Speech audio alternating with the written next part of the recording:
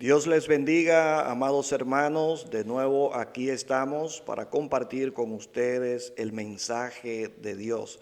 Así que esperando que todos estén gozando de buena salud en este tiempo de cuarentena, es el deseo, el anhelo de mi parte de que cada persona esté gozando de buena salud y que esté bien guardado, bien protegido durante todo este tiempo de cuarentena. La mejor solución es quedarnos en nuestros hogares para así evitar contagiarnos y también mantener la posición de las autoridades gubernamentales de quedarnos en casa según la observación de la Organización Mundial de la Salud. Quiero que usted me acompañe en el día de hoy a leer en la Biblia, en Mateo capítulo 27, versículos 50 y 51. Mateo 27, versículos 50 y 51, los cuales leemos en el nombre de Jesús. Mas Jesús, habiendo otra vez clamado a gran voz, entregó el Espíritu. Y aquí el velo del templo se rasgó en dos, de arriba a abajo, y la tierra tembló y las rocas se partieron. Amén. Oramos. Padre eterno, Dios amado, gracias te damos, gracias por tus palabras. Tu palabra es fiel y verdadera, tu palabra nos ayuda, nos hace crecer, nos hace caminar y andar por el camino correcto. Que en esta ocasión sean gratos los dichos de mi boca y la meditación de mi corazón delante de ti, oh Dios, para poder hablar palabra de vida, de esperanza a todas las personas que están en sintonía. Oh Padre eterno, la gloria, la honra, el honor y la exaltación te la damos solamente a ti. Amén y amén. Y bien, hermanos, en el día de hoy quiero compartir con ustedes el tema la muerte como símbolo de victoria. La muerte como símbolo de victoria. Nosotros vemos cuántas personas en el día de hoy están muriendo a causa de esta situación del coronavirus. Muchas personas a lo largo y ancho del mundo lamentablemente han sido contagiados por este virus que ha salido de una manera oculta, de una manera sorprendente. Algunos asumen que esto es algo natural, otros asumen que ha sido creado en un laboratorio, pero lo importante es que en medio de todo esto Dios es soberano y Dios tiene el control de todas las cosas. Y Dios ha prometido ayudar a aquellos que ponen su confianza y su esperanza en Él. Esto no significa que si una persona muere con la esperanza en Cristo, que se ha contagiado por esta enfermedad, no quiere decir que Dios no haya estado con esa persona, porque la muerte no es el final, la muerte es la transición para nosotros poder estar permanentemente en la presencia de Dios. Así que nosotros vemos y tenemos por costumbre que una persona que muere es porque ha sido olvidada por Dios, ha sido desprotegida, ha sido abandonada. Sin embargo, la Biblia nos muestra a nosotros que grandes hombres de Dios murieron, grandes hombres de Dios sucumbieron ante situaciones adversas, de peligro, de personas que le persiguieron y le dieron muerte. El caso del mismo Esteban, aquel diácono cristiano, el cual murió apedreado. Y todos sabemos que Esteban fue un gran hombre de Dios. Por eso no podemos tener en el día de hoy una teología de que si una persona se contagia de este virus es porque anda haciendo algo incorrecto. Eso no es lo que la Biblia enseña. La Biblia nos enseña que nosotros vamos a andar en medio de la aflicción, en medio de las dificultades, y el cristiano no está exonerado a morir, no está exento a morir. Así que nosotros debemos ver también a Jesucristo. y ver la manera ignominiosa como Jesucristo muere en la cruz del Calvario. La pena capital del Imperio Romano para aquel tiempo era la crucifixión.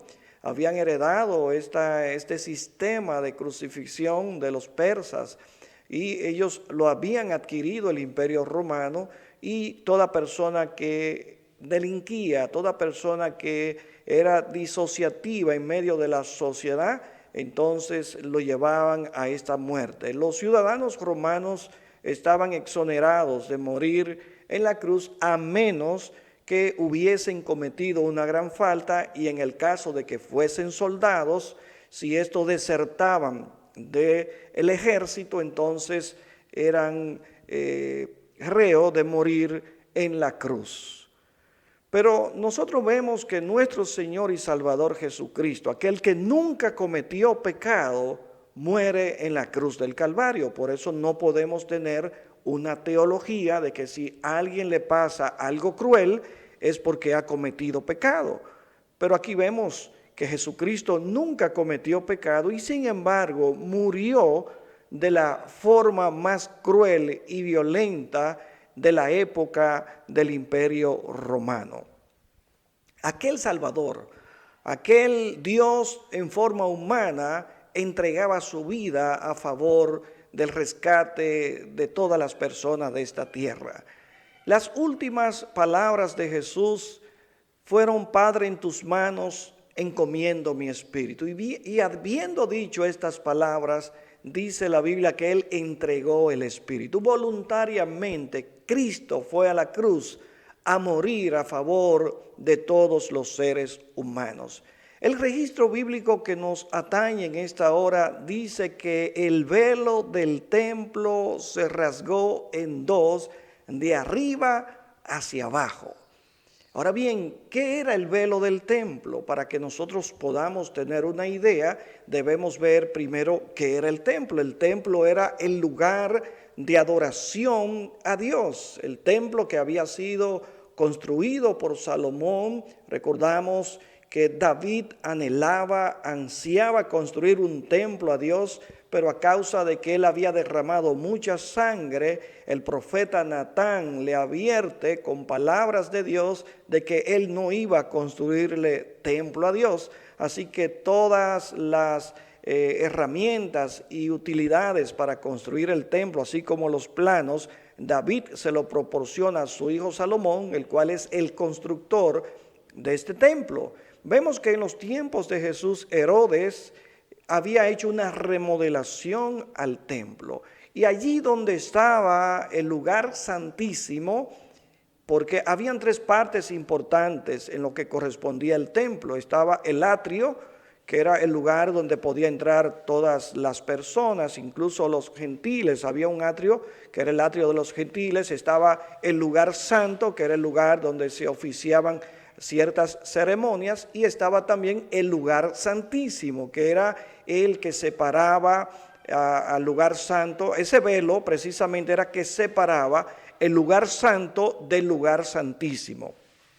Ese velo que dice la Escritura en Mateo 27:51, que fue rasgado en dos, de arriba hacia abajo, o sea, de manera vertical. Nosotros vemos que el templo es rasgado en dos. Para que tengamos una idea, Herodes, en la remodelación que le había hecho al templo, había aumentado la altura donde se encontraba el velo. Y en lugar de 30 codos, que era la altura como se había confeccionado el templo, él le había aumentado 10 codos más. Así que el templo ahora, en lugar de 30 codos de altura, tenía 40 codos. Era una medida que se usaba en aquel tiempo, y usted dirá: ¿y qué significa esa medida de un codo? Bueno, un codo al día de hoy serían unos 45 centímetros, casi medio metro. Esto quiere decir entonces que la altura del lugar santísimo donde estaba este velo tenía unos 18 metros aproximadamente. 18 metros vendría siendo como la altura de 6 pisos, para que podamos tener una idea. Así de alto era aquel lugar donde estaba el velo del templo. Y este velo tenía un grosor. Este velo era una gran cortina que cubría toda esa parte del lugar santísimo, allí donde habitaba la presencia de Dios. Lo que nos llama la atención a nosotros y lo que queremos abundar más en este momento es cómo es posible que el velo del templo, de una cortina de 4 pulgadas de grosor, se pudiera romper. Se abrió de arriba hacia abajo. Aquí hay un gran significado especial en lo que es el velo del templo. Hebreos capítulo 9 nos habla a nosotros de ese lugar santísimo, de ese velo que estaba dividiendo el lugar santo del lugar santísimo, donde habitaba la presencia de Dios y donde solamente una vez al año el sumo sacerdote podía entrar a oficiar ceremonias a favor del perdón de los pecados de toda la colectividad. Una vez al año solamente se podía acceder a ese lugar santísimo. Tras el segundo velo estaba la parte del tabernáculo llamado el lugar santísimo, el cual tenía un incensario de oro y el arca del pacto cubierta de oro por todas partes, en la que estaba una urna de oro que contenía el maná, la vara de Aarón que reverdeció y las tablas del pacto, y sobre ella los querubines de gloria que cubrían el propiciatorio, de las cuales cosas no se puede ahora hablar en detalle. Y así dispuestas estas cosas en la primera parte del tabernáculo, entran los sacerdotes continuamente para cumplir los oficios del culto. Pero en la segunda parte solo el sumo sacerdote una vez al año, no sin sangre, la cual ofrece por sí mismo y por los pecados de ignorancia del pueblo. Sin embargo, amados hermanos, este velo con la muerte de Jesús se abre en dos, dando a entender ahora que el lugar santísimo estaba expuesto, el lugar santísimo estaba abierto, y esto indicaba que la muerte de Jesús logró una conquista especial, logró una victoria especial, y es que toda persona que cree en Jesucristo ahora tiene libre acceso al Padre, tiene libre acceso al lugar santísimo. Esto es una tremenda verdad que nosotros debemos entender en el día de hoy. Por eso Jesucristo en una ocasión le dijo a los discípulos: yo soy el camino, la verdad y la vida. Nadie viene al Padre sino por medio de mí. Entonces esto quiere decir que ese mismo velo irrompible, ese velo que se rasga con la muerte de Jesucristo, también representa simbólicamente a Jesucristo. Su cuerpo rasgado abre el camino al Padre. Ese velo que se abre simboliza que Cristo, cuando muere, trae libre acceso a aquellas personas que no podían entrar porque había una condenación sobre cada uno de ellos. Fíjense que solamente el sumo sacerdote podía entrar a ese lugar santísimo. Así que yo quiero que veamos algunos puntos importantes en torno a la conquista de Jesús con su muerte en la cruz del Calvario. Así que hay victoria en la muerte de Cristo. Hay triunfo en la muerte de Cristo. La muerte no fue el final, no fue la derrota de Jesucristo. Todo lo contrario, para poder obtener la victoria era necesario que Jesús muriera. Así como dice Juan capítulo 12, verso 24. Si el grano de trigo no cae a tierra y muere, queda solo, pero si muere, lleva muchos frutos. Así que era necesario que Jesús muriera para entonces poder traer vida a muchas Porque personas. donde hay testamento es necesario que intervenga muerte del testador, porque el testamento con la muerte se confirma, pues no es válida entre tanto que el testador vive, de donde ni aun en el primer pacto fue instituido sin sangre. Hay 3 puntos que queremos tratar en el día de hoy, 3 puntos importantes en torno a la muerte de Jesús y su conquista en la cruz del Calvario. Tenemos que ver que Jesús triunfa sobre el pecado. La muerte de Cristo es el registro de la derrota del pecado. Jesús nunca cometió pecado, observó todos los preceptos de la ley, vivió una vida santa, una vida intachable. Y de esta manera entonces Él, siendo nuestro sustituto, permite que nosotros hoy seamos perdonados por medio de su sangre derramada en la cruz del Calvario. Así que lo primero que Jesús vence con su muerte es al pecado. La Biblia nos habla a nosotros en Colosenses capítulo 2, 14 y 15 que Jesús anula el acta de los decretos que nos era contraria. La sentencia de muerte que había sobre cada uno de nosotros es anulada en la cruz del Calvario. Había una sentencia de muerte que estaba constantemente restregándonos la cara a nosotros, por cuanto todos habíamos pecado, estábamos destituidos de la gloria de Dios, anulando el acta de los decretos que había contra nosotros que nos era contraria, quitándola de en medio y clavándola en la cruz, y despojando a los principados y a las potestades, los exhibió públicamente, triunfando sobre ellos en la cruz. Verdaderamente esa muerte de Cristo anula el acta de los decretos que nos era contraria. Esta sentencia de muerte que estaba sobre nosotros es anulada y Jesús la clava en el medio de la cruz. Qué interesante, qué poderoso es que nosotros podamos entender todos estos conceptos.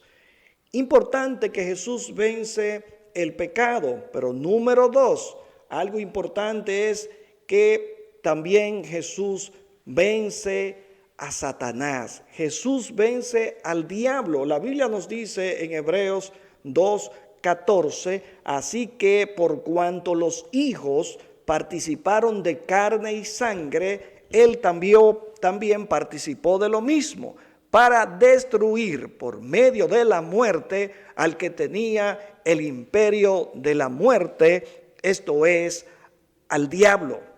Así que vemos que Jesús vence a Satanás. Es importante que nosotros veamos todos estos acontecimientos para que podamos tener noción de la victoria de Cristo Jesús con su muerte en la cruz del Calvario. Pero también un tercer punto que nos muestra la victoria de Jesucristo con su muerte en la cruz del Calvario es que Él vence la muerte.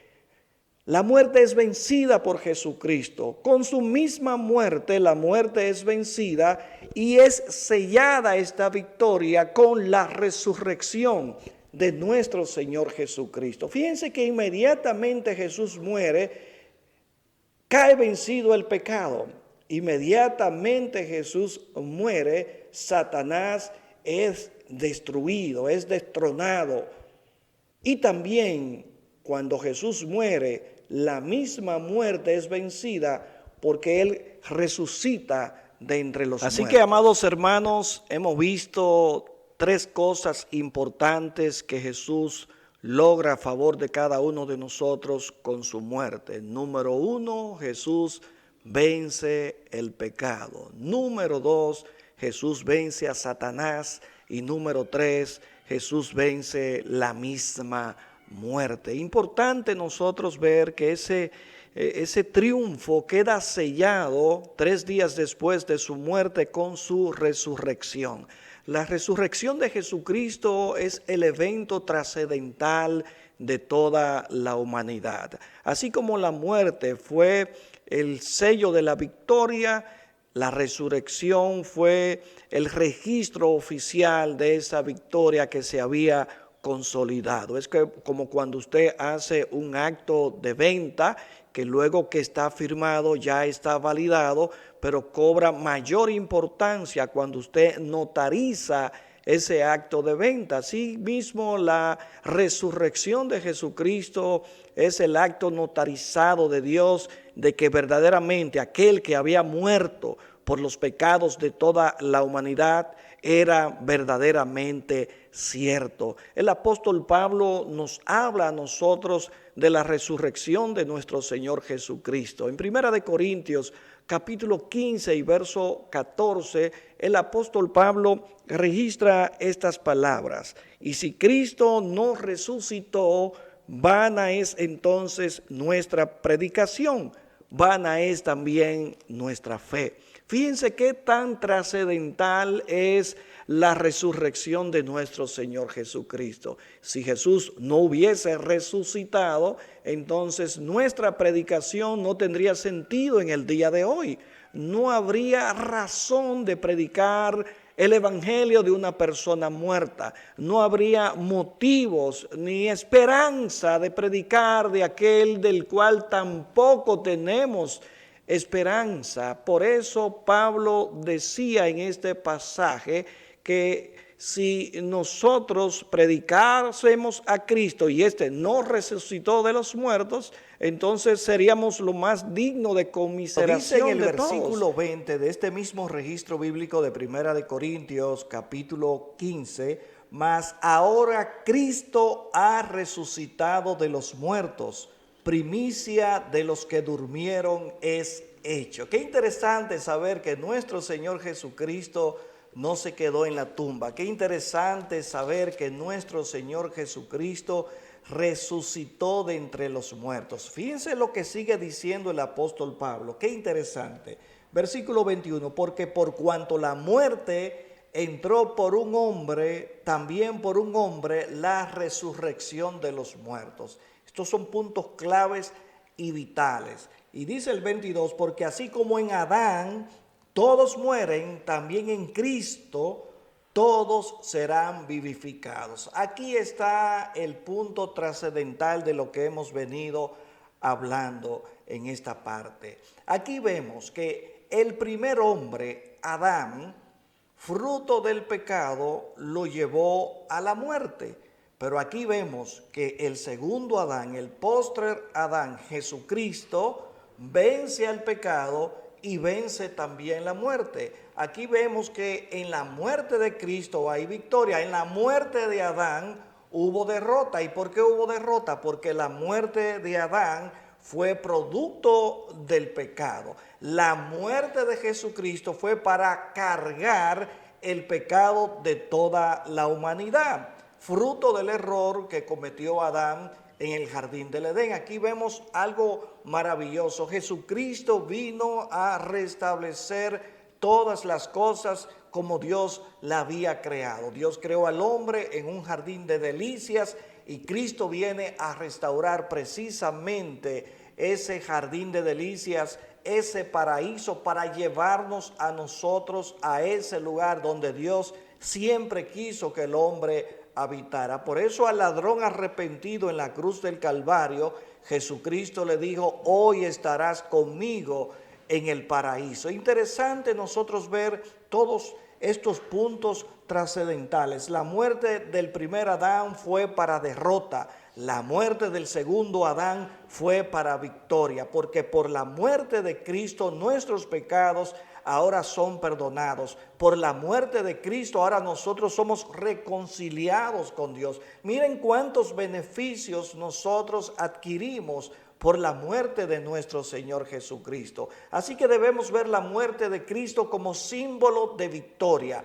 Y la muerte de cada cristiano también debemos verla como una victoria. Por eso el apóstol Pablo decía, para mí el vivir es Cristo y el morir es ganancia. Pablo estaba en estrecho porque no sabía qué hacer, si partir con el Señor o quedarse cuidando a los hermanos. Pero en vista de que necesitaba la iglesia ser conducida, ser apacentada, entonces Pablo se queda apacentando a la iglesia, pero pone en evidencia Pablo que morir en Cristo es ganancia, amados hermanos. Así que no nos lamentemos cuando un hermano en Cristo parte con el Señor. Ese es el objetivo que nosotros tenemos, de un día reunirnos con Dios, de estar siempre en la presencia con Él.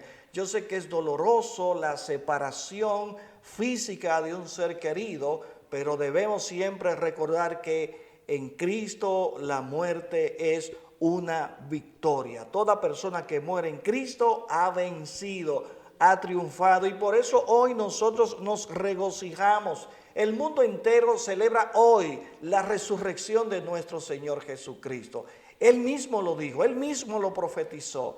que iba a morir y que también iba a resucitar. Así que hemos visto 3 puntos importantes que se logran con la muerte de Cristo en la cruz del Calvario. Número 1, se vence al pecado. Número 2, Jesucristo vence a Satanás. Y número 3, Jesucristo vence la muerte. Por eso nosotros podemos decir hoy, ¿dónde está, oh muerte, tu aguijón? ¿Y dónde está, oh sepulcro, tu victoria? El Cristo de la gloria ha vencido con su muerte. El Cristo de la gloria ha resucitado de entre los muertos, y eso nos da a nosotros paz y consolación de saber que un día también nosotros habremos de resucitar con nuestro Señor Jesucristo para siempre. Así que no tengas temor, no pierdas la esperanza. En la muerte de Cristo hay victoria. Que Dios te bendiga mucho.